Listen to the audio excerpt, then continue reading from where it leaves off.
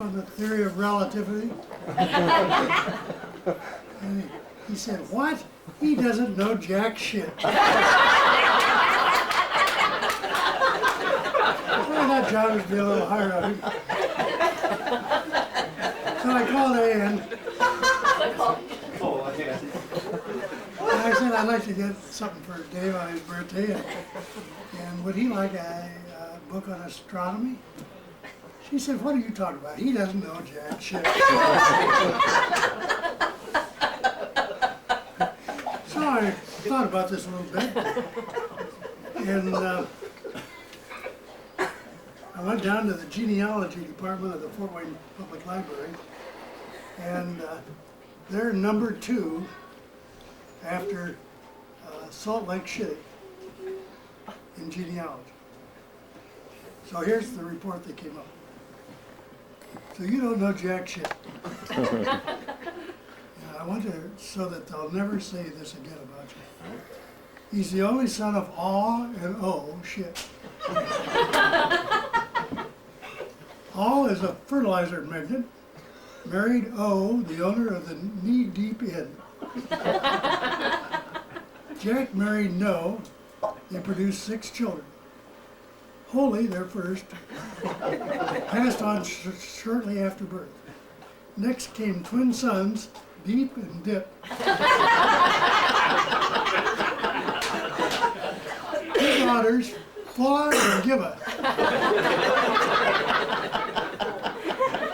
And another son, Bull. Deep married Dumb, high school dropout. Dip married Lara, and they have a son, Chicken.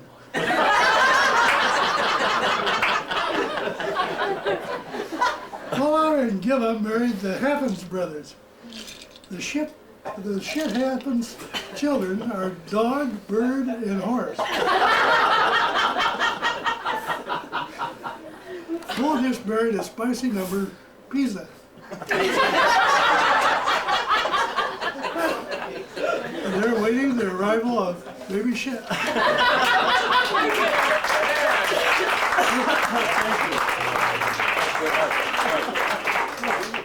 Every kid needs a wand. All right. And I want you to be very careful because that's very special wrapping.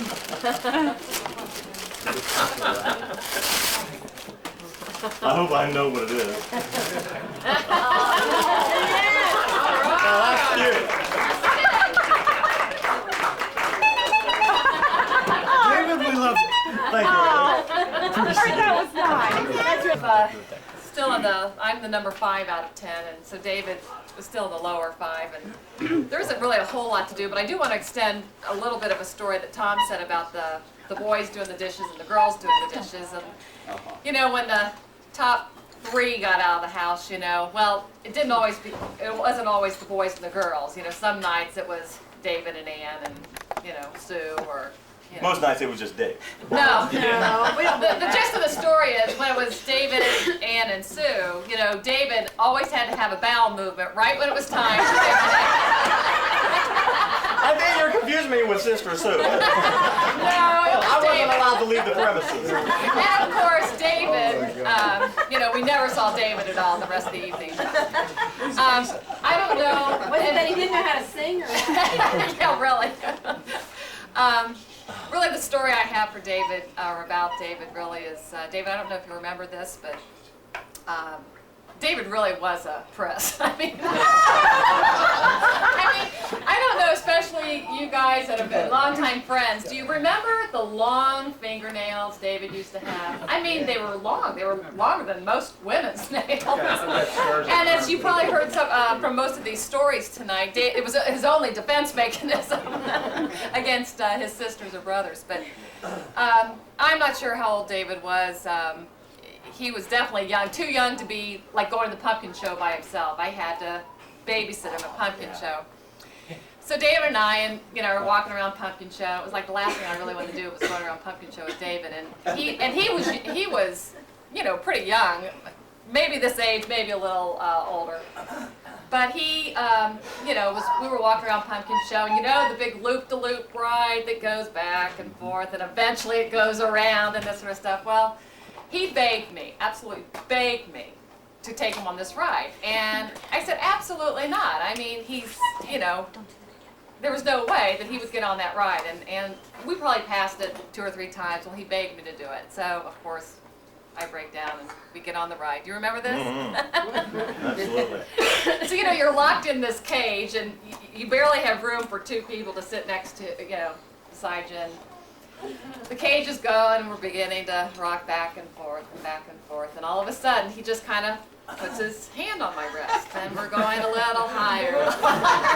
A little deeper. A little deeper. Well, eventually, the loop makes the loop-de-loop, and Andrea. I am screaming bloody murder because his nails have penetrated an inch deep, and he has screamed.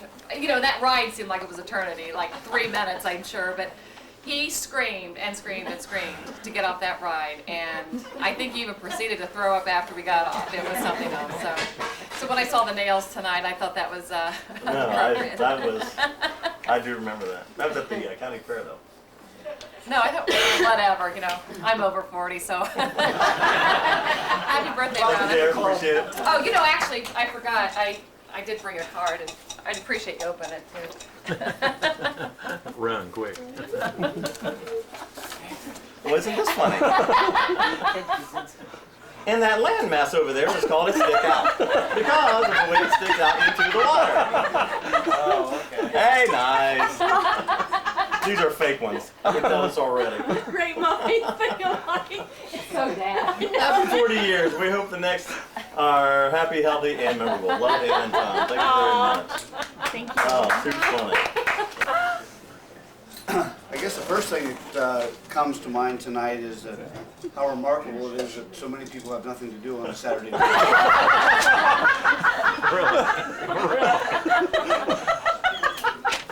Wouldn't you say that? Yes. Sad. Mike has said that Dave likes money. Absolutely correct. Dave does like money. But Dave's a whiner. Oh, a wiener or a And of whiner? all the things that I think about Dave, I think about the whining. The one thing he doesn't whine about is his family. Now, this would be the only nice thing I say tonight. It's a wonderful thing to have as many family members to have something like this on a night like this, and that's a really that's a great thing. And, you should all applaud yourself for that. We were paid to be here, Larry. Obviously, it means more to me than it does to you. That's the bill you're gonna get number 2.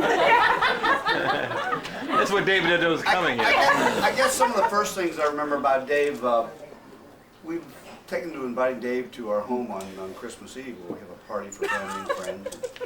It's always been a really nice affair until Dave showed up. We go to the Christmas presents the next day and find that names have been scratched out. Dave's name is put in place of the Christmas. That's fairly To typical. Dave from Lindsay. The interesting thing about it is these packages are all wrapped, and David knows which ones are the most expensive. Kind of like sonar, radar. I don't know what. That was funny. That was hysterical. He also has a habit of taking Christmas cards off the mantel and saying from Uncle Dave, crossing out somebody else's name. It requires little money to do that, and almost no thought. Which is perfect in Dave's case. A couple of years ago, we were all at Mike's home, Mike and Mary's home, for Christmas dinner, which we always do. And it was a great dinner, and we all shared in the thing that David has made a tradition, which were the lottery tickets that he gave to each person at the table. It was really fun. And so everybody's, you know, at the end of the dinner, they're all scratching off their lottery ticket, hoping for the best. And my daughter's sitting around the corner because it takes 2 to 3 acres to seat everybody for dinner at Christmas at Mike's house. And my daughter says, "Oh, I think I won $25." well, she never was very good at math. Her boyfriend was sitting next to her and said, "No, Lindsay, that's $2,500." And everybody just screamed and went crazy. And it was really neat. Except for the fact that we have a whiner.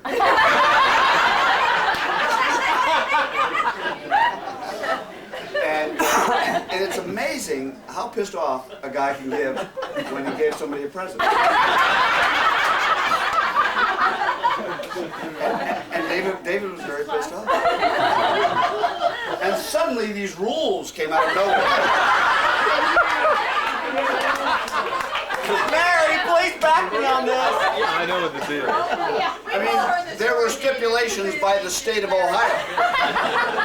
There were things that the government in Argentina does. We should make reference to because it's going to be there's going to be a legal battle here.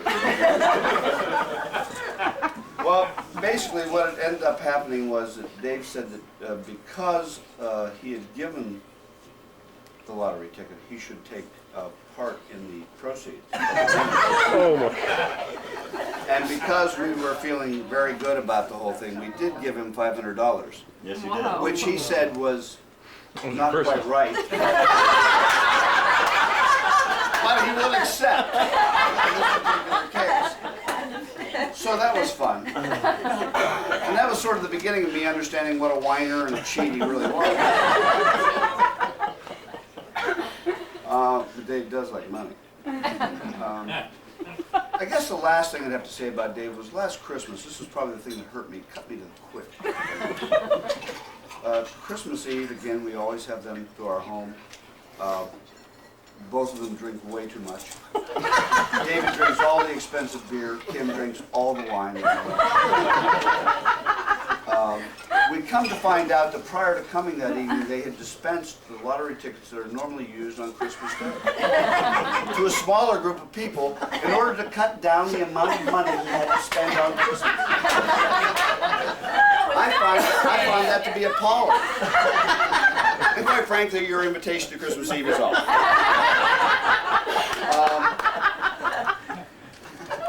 In retrospect, Too funny, Larry. David has back problems and has whined continuously about, why don't you use my hot tub? And I've let him. I've drained my hot tub. Never Graciously sent some addresses to me and also said you might want to invite John Apostolakis. And some of you may remember him. And I sent an invitation. Unfortunately, he couldn't come. But he sent me a wonderful email. So this is going to be very brief. And it's important to know, before I read the email, that John Apostolakis is an anesthesiologist at Cleveland Clinic. I believe it's Cleveland Clinic. Is that correct? So just keep that in mind. I think I can actually remember the first time I met David. Despite the fact that David is my age, I met John first. The big social barrier in those days was being able to cross the street, and John reached that milestone before David arrived. Anyway, as I recall, the letter D had disappeared from the hood of my dad's Ford.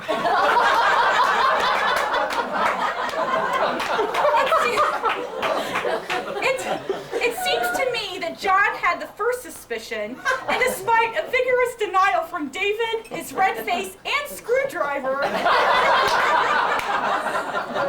led to a search on probable cause that convicted him. And then in parentheses it says, one of the kids present wondered why, after having gone to the risk and trouble of taking a D, he didn't take the F as well. No, the true story was, I had cleared myself on the D, but it was the F that got me in trouble. Knowing that the missing letter could not be replaced, David asked if he could keep it anyway.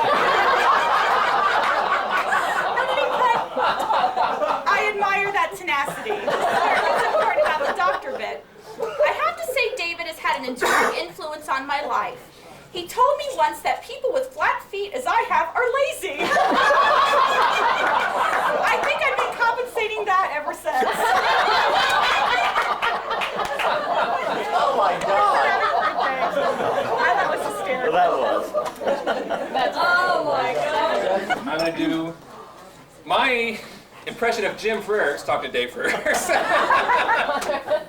Because I will be honest, Jim was quite heartsick that he could not be here tonight.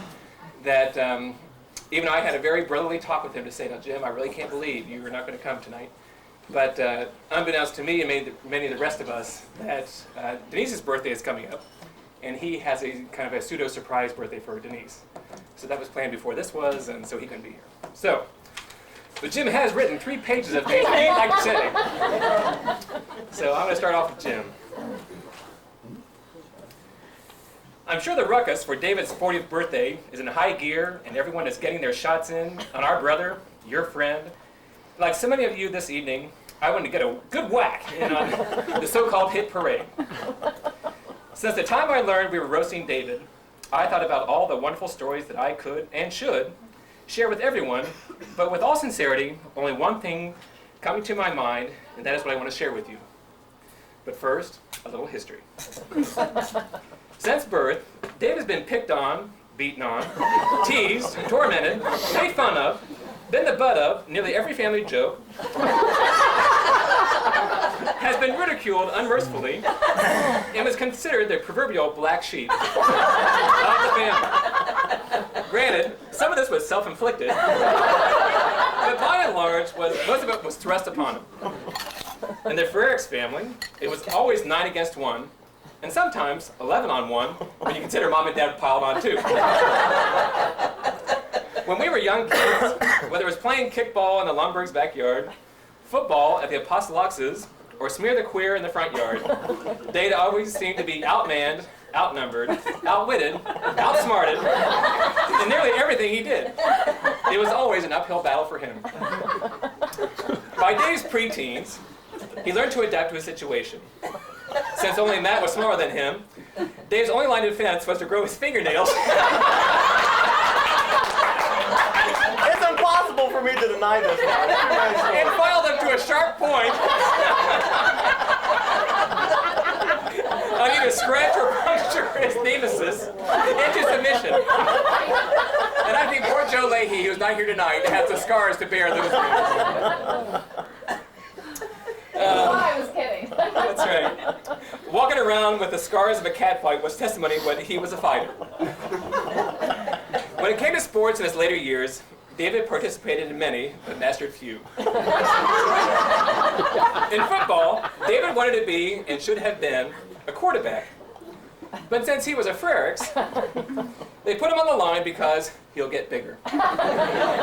In wrestling, David always put in a heavier weight class because since he's a Frericks, he'll get bigger. Dave did excel at golf, although he was again tormented by the track coach, who figured he should be throwing shot put and discus because he's a Frericks, he'll get bigger. Unfortunately, every coach was right.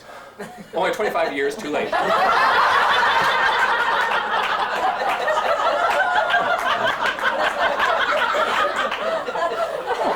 So even though David didn't make the junior high or high school teams, he volunteered as a trainer or manager just so he could be with his friends and be a part of the team nonetheless. Dave did master the game of golf and ping pong. He competed in Ohio Amateur Golf qualifying tournament, which without any formal training and without much funfair. In ping pong, Dave and I would have marathon matches with me losing most of the time. Even when he spotted me 6 points and only needed one more to skunk him at 7-0, I still ended up losing the match. You were on David's turf when it came to golf and ping pong, and he relished it. Since moving away, I miss competing against him because he always brought out the best in me. As I reflect on David's life, I wonder, how did he do it? How did he overcome the onslaught of prejudice just because he was Dave? There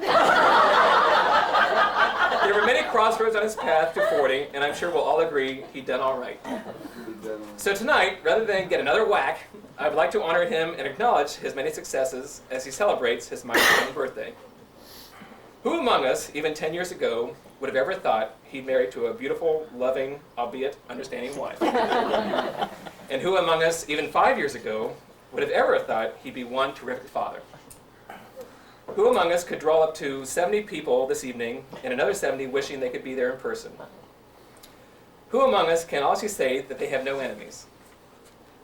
I admire the man who, when college had eluded him, worked from bag boy to produce manager at Big Bear, and earned money enough to buy his own car without any financial help from anyone.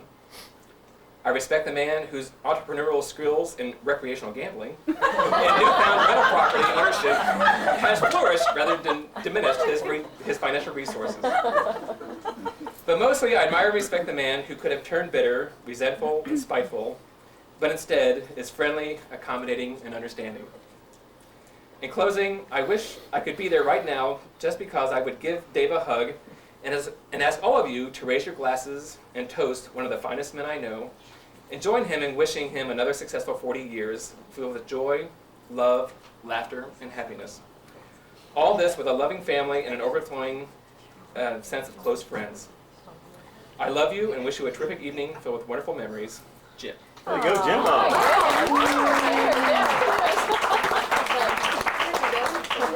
Thank you. That was excellent. Oh, I'm touched. There you go. All right. All right. Scared the hell out of him.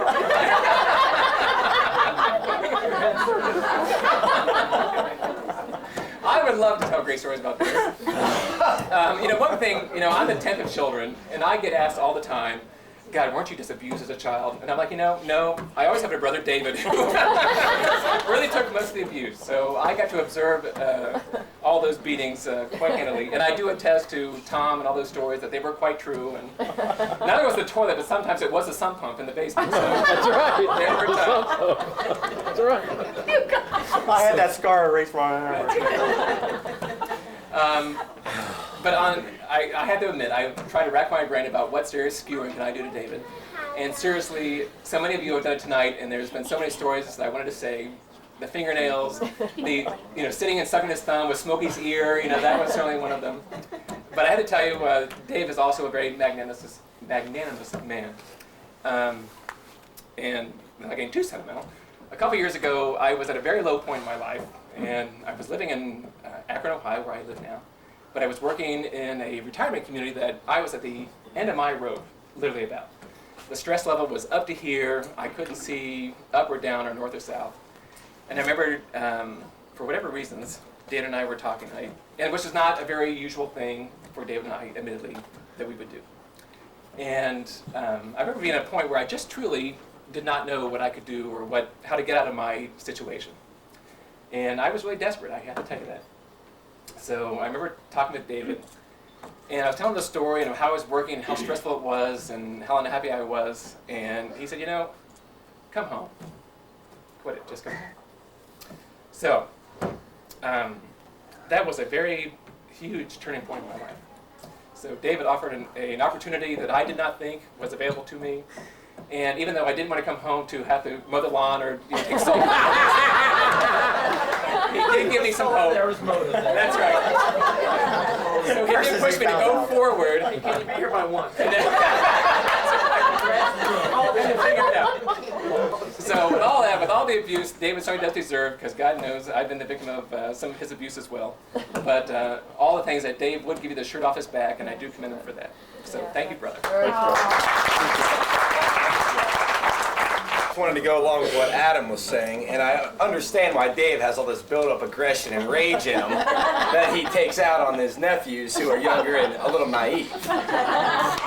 And Dave was always that uncle who would take advantage of our youngness and our naiveness, and would always think that he'd always made me personally feel that he was building me up or going to give me something or, make my day with money, only just to shred me down completely. Ruin my day and then cry to my mom that Uncle Dave's being mean. Uncle Dave was the uncle who tried to tell me that he wanted to give me a Hertz donut. But a Hertz donut ends up with just a chuck to the leg and a Hertz donut. I thought I just got the I branched out, I didn't know that. And in family reunions, you're not the only one that kind of goes down the line and you see it over and over again. But after you get it done to you, you're not going to stop it because you want to see Tommy or Adam or someone else get it also. You're not going to be the only one who gets it. Going along with that, Dave was famous for the, hey, I'll give you $10. This is when I was like 5 years old. I'll give you $10 if you can answer this question, but if you don't, then I get to hit you. So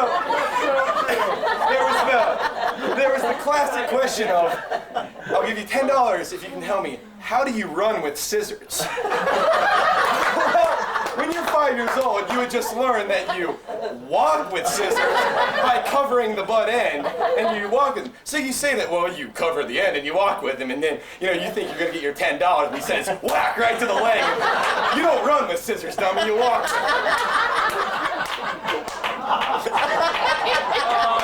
Oh, that was so funny. You know, the funny thing about that was, the thing was, how do you hold scissors while running downstairs? Well, Mom's sitting here, you know, and it's like, I know. You hold them like this. You're wrong. I said, Grandma, what's the answer? And she goes, you never run with scissors. I mean, he had it nailed. He thought he was $10 Oh, that was so funny. Probably the funniest one. Now, you have to put this in perspective. This is at my brother's first communion. I was probably in 4th grade. It was Chris or Brad's. And this is at the party afterwards where you have all your nice clothes on and everything's going all right. Well, Dave gives me this game where he puts a funnel in your pants, about right like this, and you have to close your eyes, and he puts quarters on your head. Now, all right.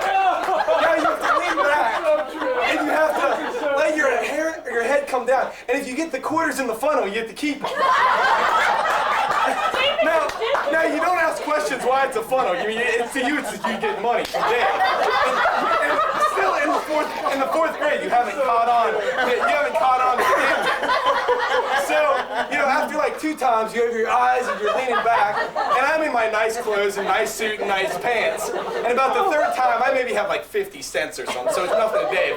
But on the 3rd time, I'm leaning back like this. Then all of a sudden, my pants just are just completely wet because Dave had taken a whole cup or something, just poured it right down together, right on my nice clothes. And I just looked at it, I just pissed my pants all over. All I get out of it is a measly 2 quarters. I have to walk around while Dave's telling the whole party that I pissed my pants. Oh, that was so funny. Joyce is so pissed off. Mark's having a heart attack. He's laughing so hard. I think, Syrian Frericks. Yeah. Love you, Joyce. So I'm finally starting to catch on, but I'm sure I have a little naiveness left in me, and Dave gets me year to year.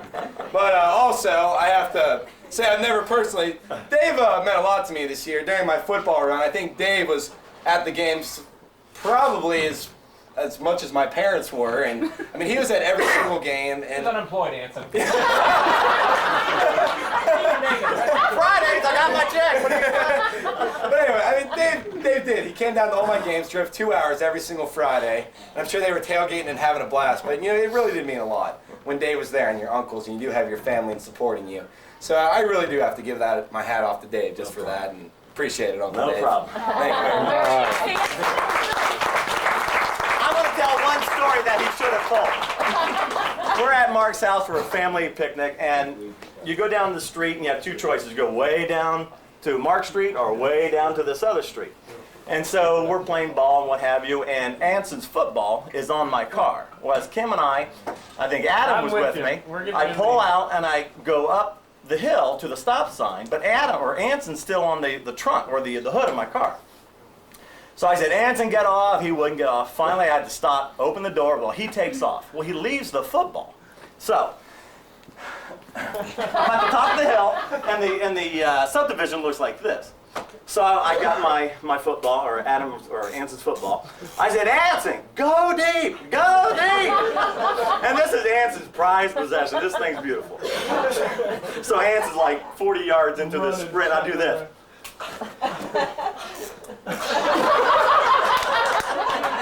So he had to travel like 800 yards to get his ball. Oh my God, I don't think I laughed so hard. So he's way down at the end. He has to go all the way back down, all the way up. And I'm sure I probably have to get Chuck to pass through the gate. There's been quite a bit of common theme here, and it's the fact that I think Mark and Tom's overactive aggression has been displayed on all Dave's nephews. And Kim better watch out. got quite a few big hitters here to go through. Let's go Mike Logan. Oh, no.